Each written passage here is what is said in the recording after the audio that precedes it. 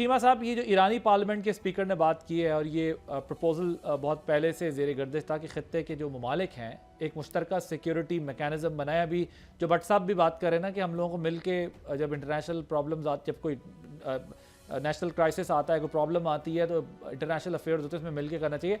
Iran क्या भी ये डिस्कशन है पार्लियामेंट में कि कंबाइन कोई मैकेनिज़्म बनाया जाए। ये जो मौजूदा जंग ने जॉइंट सिक्योरिटी मैकेनिज़्म की ज़रूरत को हाईलाइट किया है, क्योंकि अमेरिका तो गल्फ़ कंट्रीज़ के तहफ़्फ़ुज़ में फ़ेल हो गया अपेरेंटली, जो लग रहा है जिस तरह उनके कंसर्न्स हैं। सो आपको क्या लगता है कि ये किस हद तक डूएबल चीज़ है या हो सकती है?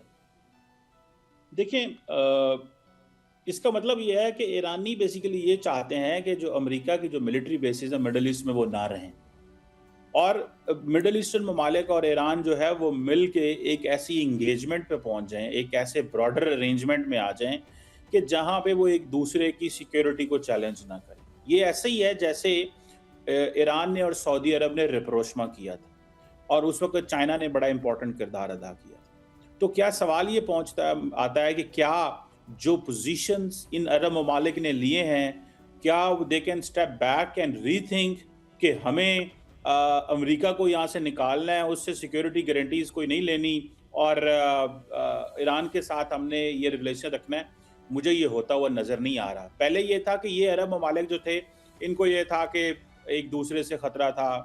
आपने देखा मिडल ईस्ट में वॉर्स हुई, फिर आपने ये भी देखा कि ये कहा गया कि जो ईरान है वो अपनी रिलीजियस आइडियोलॉजी की एक्सपेंशन चाहता है, और उस सिलसिले में सेक्टेरियन वॉर्स और बहुत कुछ हुआ। अब सिचुएशन बदल गई है। अब सिचुएशन ये है कि सऊदी अरब ने तो रिप्रोशमा कर लिया है, लेकिन विद इन जीसीसी जो दरार आई है, बिकॉज के कुछ ममालिक ने इजराइल को रिकग्नाइज कर लिया है, तो वो थोड़ा सा और मुश्किल होता जा रहा है, क्योंकि अब अरब वर्ल्ड यूनाइटेड नहीं है। अरब वर्ल्ड की आपस में वो पॉलिटिकल कोहेजन नहीं है, उनकी जो थॉट प्रोसेस है उसमें वो खित्ते को उस तरह नहीं देखते जिस तरह वो पहले इकट्ठे मिल के देखा करते थे। देखें कतर पे जिस तरह एक एम्बार्गोज लगे थे, मिल के लगाए गए, फिर अब यूएई और बहरीन जो है वो पीछे हट गए। तो मुझे लगता है कि ये बहुत मुश्किल चीज़ है, लेकिन ये मेरा ख्याल है ईरान सिर्फ इसलिए कह रहा है ताकि रीजनल ममालिक की, अरब ममालिक की अवाम को पैगाम दिया जाए कि ये जो कुछ हम हमले कर रहे हैं अरब ममालिक के अंदर, ये बेसिकली हमारी आपसे लड़ाई नहीं है या आपकी फौज से लड़ाई नहीं है। ये बेसिकली आपने ये जो मिलिट्री बेसिस आपकी गवर्नमेंट्स ने दी हुई रखी हुई हैं यहाँ पे, उसकी वजह से मसला पैदा हो रहा है। तो ये बेसिकली एक लार्जर पॉलिटिकल डिबेट शुरू करना चाहते हैं, लेकिन वहाँ पे पॉलिटिकल स्ट्रक्चर ऐसे नहीं है कि ऐसी डिबेट हो। और प्लस अब जो दराड़ और तकसीम विद इन अरब ममालिक आ चुकी है, मुझे नहीं लगता कि वो स्टेप बैक करेंगे। भट्ट साहब, एक कुछ ये अब खबरें चल रही हैं, ज़रा जो डोमेस्टिक अपना इशू है उसकी तरफ आते हैं कि ये वफाकी वज़ीर के अलीमा ख़ान से और सुहेल आफरीदी से मुबैना राब्तों की इत्तलात रिपोर्ट हुई हैं। आपकी इस बारे में क्या राय है? क्या बातचीत का सिलसिला इस तरह होना चाहिए, चीज़ें इस तरह आगे बढ़नी चाहिए? देखें, बिल्कुल अगर वो ये समझते हैं कि ये जो रवैया उन्होंने पहले 2 साल रखा था उसमें उनको कामयाबी नहीं है, और हर दफ़ा एक ईंधन बपकी देना मैं हम नहीं छोड़ेंगे, ईद के बाद ये करेंगे, हमेशा कहा कि जमहूरी तरीका इख्तियार करें। अपोजिशन जो है वो अपना जमहूरी रवैये से बातचीत करें। हुकूमत उनसे बात करती है और हुकूमत ने हमेशा कहा कि हम बात करते हैं, लेकिन इनका रवैया हमेशा डिफरेंट रहा। अब इनको अगर ये फील हो गया है, और जैसे वज़ीर आला KPK भी आके एक मीटिंग में शामिल होके कहता कोई वफाक पॉलिसी बनाएगी दहशतगर्दी में तो हम शामिल होंगे, तो हम यही कहते हैं, हुकूमत उनको यही कहती है कि आप हमारे साथ बैठे बात तो करें। राब्ता हुआ है सर? कोई जी राब्ता हुआ है जो नहीं, राब्ता बिल्कुल। देखें, महमूद खान चकज़ई को जब इमरान खान ने बना दिया कि वज़ीर अपना अपोजिशन लीडर, और राजा नासिर अब्बास को, इसका ये मतलब था कि वो बात करना चाहता है। उसने अपने लोगों पे एतमाद नहीं किया, जो उसके जितने के भी मुस्लिम अपना PTI के लोग हैं, किसी को उसने नहीं बनाया अपोजिशन लीडर, ना वो ना कौमी असम्बली में ना सेनेट में। ठीक है, तो ये तो उसका रवैया ये बता आप गया बेसिकली कि ये कह रहे हैं कि वो मुतमईन नहीं है अपने लोगों से, उन्हें पता है कि वो उनका कोई सोल्यूशन नहीं निकाल रहे उनकी रिहाई का, तो इसलिए उन्होंने ना राजा नासिर अब्बास साहब को और महमूद चकज़ई साहब को आगे किया। शफी जान साहब, क्या वज़ीर आला जी एक बात, जी जी भट्ट अगर साहब। ये उनका रवैया अगर बात करने का है तो बिल्कुल इसके अलावा और कोई ऑप्शन भी नहीं है। अच्छा, उन्होंने बात ही इनके कर पास दी है, सिवाय इसी आपसे में बात चलना है करने तो के आधे अब रास्ते कोई निकलेंगे। रास्ता नहीं बचा। जी ठीक है शफी जान साहब, क्या सीएम ने फेडरल गवर्नमेंट से पॉलिटिकल रिकन्सिलिएशन के लिए कोई कांटेक्ट किया है या कोई मुलाकात की है? आदिल अब्बासी साहब, ये खुशफहमी भी बड़ी अच्छी चीज होती है। नासिर भट्ट साहब को अभी भी खुशफहमी है कि हम इनसे बात करेंगे, इनके इख्तियार में क्या है कि हम इनसे बात करेंगे। ये तो खुद बेचारे डमीज हैं, भर्ती किए हुए लोग हैं, हमारे मैंडेट पे बैठे हुए हैं, हम इनसे क्यों बात करेंगे? पता है ये किस खुशफहमी में जी रहे हैं। जहां तक सीएम खैबर पख्तूनख्वा आप की किससे बात है बात तो करेंगे? एक सवाल है, नासिर भट्ट साहब आप देखिए, अगर किससे आप बात फिर करेंगे? टोकेंगे इस तरह तो नहीं होगा ना। मैंने आपको नहीं किसी है, बात पे मैंने एक नहीं सवाल, मैंने आप बात करें, आपने किससे बात करनी है ये चले बता भट्ट साहब दें उनको जरा कंप्लीट पाकिस्तान के करने दें। लोगों को। जी देखिए, जहां तक सीएम खैबर पख्तूनख्वा की बात है तो हम किसी बैकडोर राब्ते पे बिलीव नहीं रखते, ना हम किसी चोर दरवाजे से अंदर आना चाहते हैं। जहां तक वर्किंग रिलेशनशिप की बात है तो फेडरल हुकूमत के साथ ना होने के बराबर एक वर्किंग रिलेशनशिप है। हमारा ये मानना है कि फेडरल हुकूमत जिस तरीके से खैबर पख्तूनख्वा हुकूमत को ट्रीट कर रही है, ये ज्यादती है, ये सुतेली माँ वाला सलूक है। ना हमें अपना शेयर मिल रहा है, ना ही हम जो भी इनसे डिमांड हमने की है, जो हमारा जायज हक है, कोई भी चीज अभी तक हमें नहीं मिली। जो मुलाकात एक हुई थी सीएम सोहेल आफरीदी की शहबाज शरीफ साहब से, वो शहबाज शरीफ साहब की ख्वाहिश भी हुई थी। वो मनसब की मुलाकात मनसब से थी, उसमें कोई पॉलिटिकल बात नहीं हुई, उसमें जारी दहशतगर्दी पे बात हुई जो लहर है, और जो हमारे वाजिबात है उस पे बात सर, ये मुझे बताएं, क्योंकि आपकी फोर्स, शफी जान साहब मैं आता हूं भट्ट साहब आपकी तरफ, ये आपकी उस फोर्स का क्या बना जो आपने एक रिहाई फोर्स बनानी थी, उसका क्या बना? वो घर चली आदिल है, अब्बासी साहब, वो घर चली आदिल है। अब्बासी साहब, फोर्स हर सूरत बनेगी। ये बात मैं कई दफा वाजे कर चुका हूँ। रमजान में हमने उसका स्ट्रक्चर तकरीबन रेडी कर दिया है। इमरान खान रिहाई अमन फोर्स उसका नाम होगा। ईद के बाद उसकी लॉन्चिंग हो रही है, बाकायदा मेंबरशिप होगी। पाकिस्तान के तमाम तर नौजवानों को दावत भी है और नौजवान इसके लाखों तादाद में हिस्सा भी बनेंगे। मेंबरशिप होगी, ओथ लिया जाएगा। स्ट्रीट मूवमेंट के तनाजुर में आफरीदी साहब ने अनाउंस आपने अभी किया तक है। उसकी मेंबरशिप भी नहीं की, क्योंकि आप लोग तो कह रहे थे कि रमजान के बाद, ईद के बाद जो है वो प्रैक्टिकली वो सामने होगी। अभी तो हम स्ट्रक्चर और मेंबरशिप उसकी कर चुके हैं, लोग आ रहे हैं हमारे पास। नहीं, ऐसी कोई स्टेटमेंट नहीं आई। उसकी मेंबरशिप अभी लॉन्चिंग इवेंट है, ईद के बाद डैशबोर्ड खोल दिया जाएगा, मेंबरशिप शुरू हो जाएगी।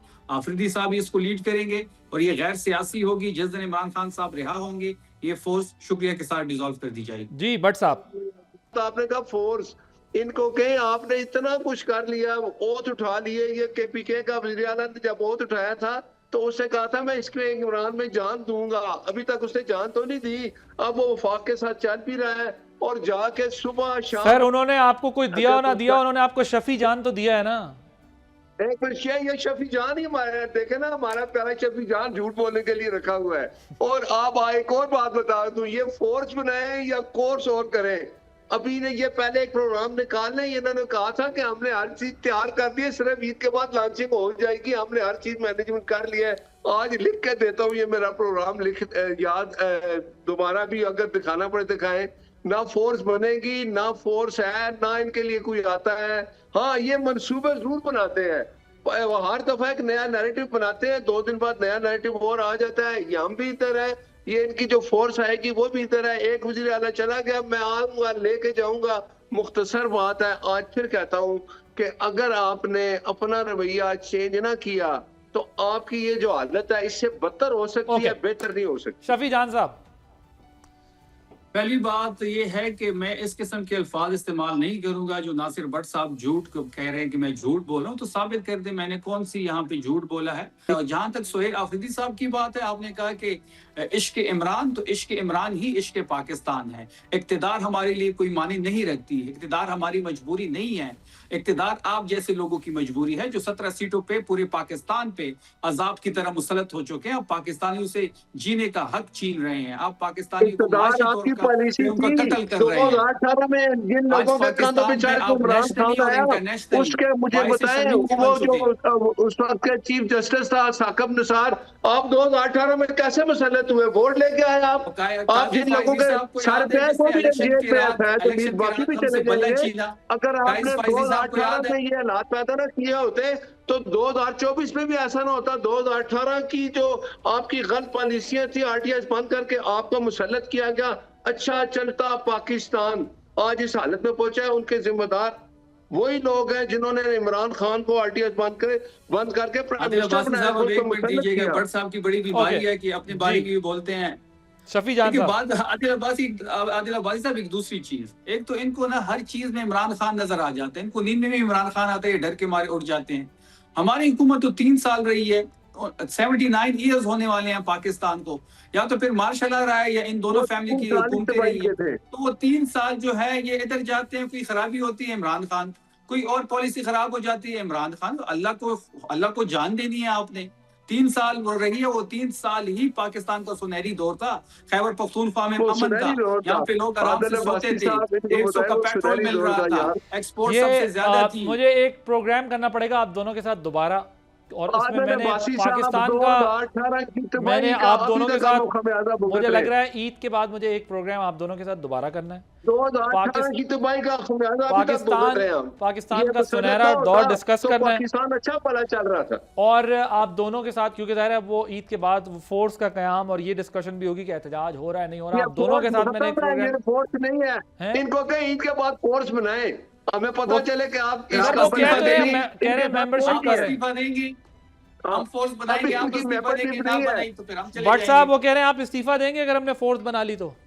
मेरी सुने, मैं आपको लिख के देता हूँ, अगर ये ईद के बाद फोर्स का ऐलान ना किया, मेंबरशिप बनी बनाई तो कोई भी नहीं, ये वहां से यू टर्न लेंगे, एक नई बात करेंगे। फोर्स बनी तो मैं भी इधर हूँ, आप इधर है, रियासत के खिलाफ जब आप फोर्स बनाएंगे तो आपको बड़ी जल्दी पता चल जाएगा। आप इस्तीफा देंगे बन गई तो? मैं अभी कह रहा हूँ कि अगर आप फोर्स बनाएंगे रियासत के खिलाफ तो मैं लिख के देता हूँ कि आप एक दिन भी नहीं चल सकेंगे। और आप जो बाकी लोग हैं ना, जैसे आपने GHQ पे हमला किया, जैसे आपने वो कहते हैं कोर कमांडर के घर गए, आपने जो कुछ किया, अपनी फोर्सेस पे हमला किया, सुप्रीम कोर्ट पे जो आपने हमला किया था याद है ना आपको? ये गलती आपने की, याद है ना? मांग ले उस ओके भट्ट साहब,